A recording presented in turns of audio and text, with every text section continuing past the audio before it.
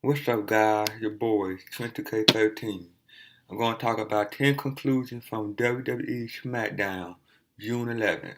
This comes from WhatCulture.com. This week's SmackDown came to us from Lafayette, Louisiana. With Money in the Bank just 3 days away, this was WWE's final televised opportunity to convince the WWE Universe to part with their hard-earned cash and buy the pay-per-view, or preferably just sign up to the WWE Network. Dean Ambrose kicked us off with a reminder of all the photos he took with the WWE title in New Orleans. Instagram, folks, someone has finally told Vince what it is. Cue Seth Rollins, who demanded his title back before the lunatic friend broke the news that the belt was only a replica. He gotten a little worse for wear and lost it somewhere in New Orleans, apparently. Seth, understandably upset, became even more so when Kane emerged to tell him he'd be facing Dolph Ziggler later that night. The show-off was the odd one out, apparently, given that all of the other superstars involved in Sunday's Money in the Bank ladder match would be squaring off 3-on-3 in a main event 6-man tag match. The show served its purpose, of course, which was to sell Money in the Bank, although quite how WWE expect us to believe that anyone other than Roman Reigns is winning the briefcase is a mystery. That little prediction aside, here are some conclusions from last night's show. Number 10. The WWE title is a distant memory. For The Miz, at least, it's difficult to believe that he won main event WrestleMania with John Cena.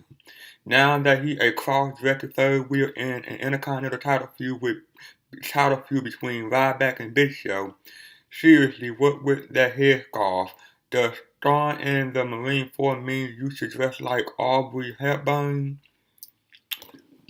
Miz never looked likely to come out victorious in this match with the big guy, even when he hit the skull-crushing finale.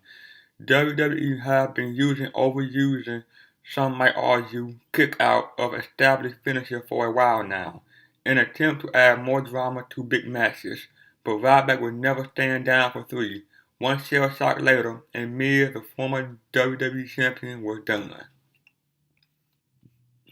Number 9. Feed us more. The moment Big Show theme rang out to interrupt the beginning of Ryback's first scheduled defense of the Intercontinental title against The Miz on the June 1st Raw, WWE fans groaned.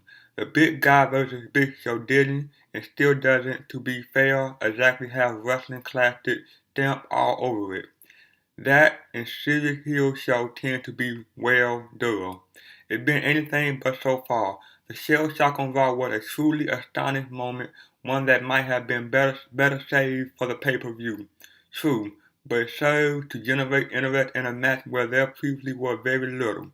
Following Ryback's match with Miz on SmackDown, Show came down the ramp dressed in his casual polo shirt and a big old pair of trousers, possibly adapted from a tent, to threaten his opponent on Sunday with a knockout punch. Now Ryback kicking out of that, a move that usually spares the end for those on the receiving end, before delivering another bone-shattering shell shock, would be an awesome way to begin his Intercontinental title reign. Number 8. King Who.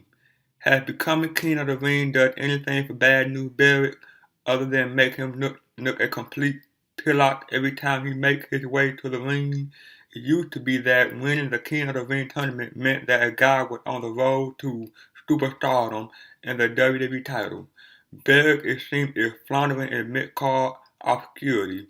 His match against Jack Swagger, like Miz, another former world champion, who never getting near the main event again, served only to set up a match with R-Truth, who appeared to have come in terms with the fact that he is not, in fact, a participant in the ladder match this Sunday for the Money in the Bank kickoff show.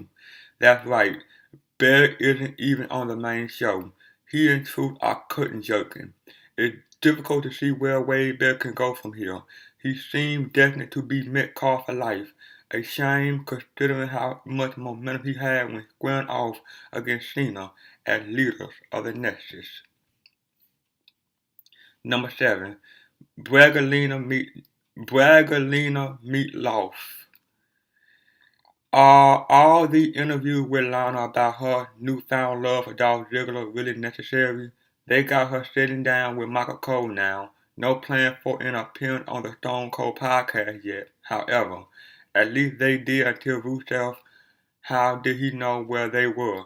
Do WWE have a backstage area all done up like someone's grandma's living room? Howard in to interrupt proceedings.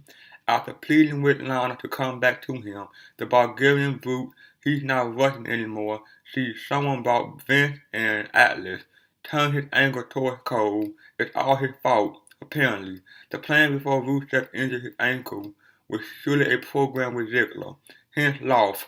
But the more segment like this WWE put out, the more ridiculous the whole thing is. They should have kept Rusev off TV until he was ready to return. Instead, their monster here is showing shuffling around on crutches, gibbling unintelligibly. Number 6. Rollins standing tall. At least Ziggler managed to have a serious match against the WWE Champion. A champion with no idea where his strap is. Maybe he should have come out wearing Ambrose replica. But a champion nonetheless. A decent bout saw Rollins emerge the victor thanks to grabbing hold of the show-off tight in order to get the pinfall. Rollins needed the win going into Sunday, especially after what happened on Raw against J&J Security. Without the aid of the authorities, the stage appeared to be set for the end of his reign anyway, but at least Rollins had a little momentum going into his match with the Lunatic Friends. Match commentary did, however, produce the following gem, courtesy of King, and I quote, "The only reason Rollins won that title to begin with was because of Kane. Pretty sure Kane was nowhere in sight when Seth cashed in the briefcase, King." Number 5. Turn the page. Part of Page must wish she was still down in NXT, where she could work with the likes of Sasha Banks, Charlotte, Becky Lynch. Her match with Alicia Fox was as much of a bathroom break as anything involving the Bellas. Paige can do better, but Steam disinterested. "This is my house" came to cry several times, just in case one wasn't enough. The match itself came to an end once Paige locked Alicia and the PTO, which seemed to take an eternity to set up. That and Alicia seemed to have legitimate difficulty tapping enough for it to be noticed by the referee. If you want decent women wrestling, NXT is on Wednesday. Number 4. WWE Comedy Rules. WWE can be laugh out loud funny when it wants to be, and when it doesn't try too hard, ruling out anything that calls for the arrival of Ron Simmons. Kane's face was a picture at the start of the main event 6-man tag as the New Day clapped it up right next to him. Xavier Woods had some extravagant word of encouragement for Kofi Kingston once the match was underway, shouting that his stablemate was the greatest of all time. But the funniest moment of the show came backstage during the Primetime Players interview with Renee Young when Darren Young, no relation, misunderstood Titus O'Neil talk about a coming out party. Titus reminded him that his was last year.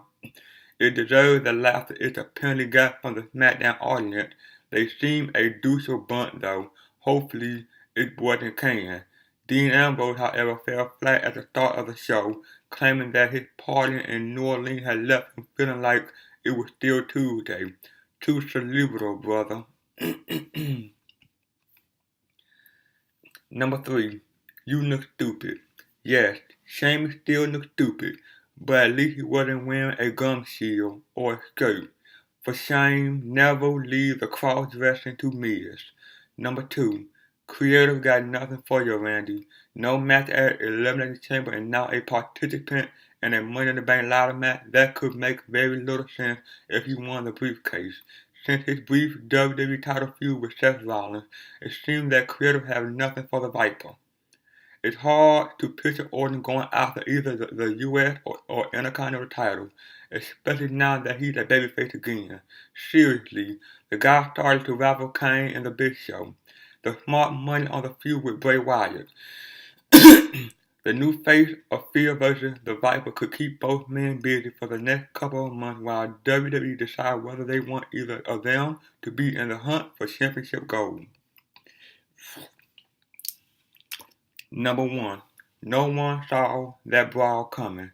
As soon as the six-man tag was announced at the beginning of the show, it was obvious where things were going to end up, mainly because WWE do this on every go-home show for a stipulation-driven pay-per-view. When in TLC, someone goes through a table to close the show. If it's a string rule, cage match participants find a steel cage inexplicably lowering into the ring, trapping them inside. If it was a new pay-per-view that involved, for example, industrial machinery, John Cena would give someone an attitude adjustment into a wood chipper. The inevitable happened and all six tag match participants started hitting each other with their finisher and jumping off ladders. Even Dolph left Lana aside long enough to get involved, although, disappointingly, R-Truth did not emerge. In the end, Neville climbed the ladder and grabbed the briefcase, but not before throwing away his gum shield.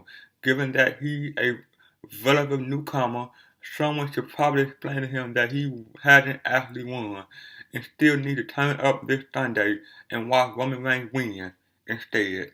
With that it, guys, like, comment, subscribe. See you guys on the next one. Peace.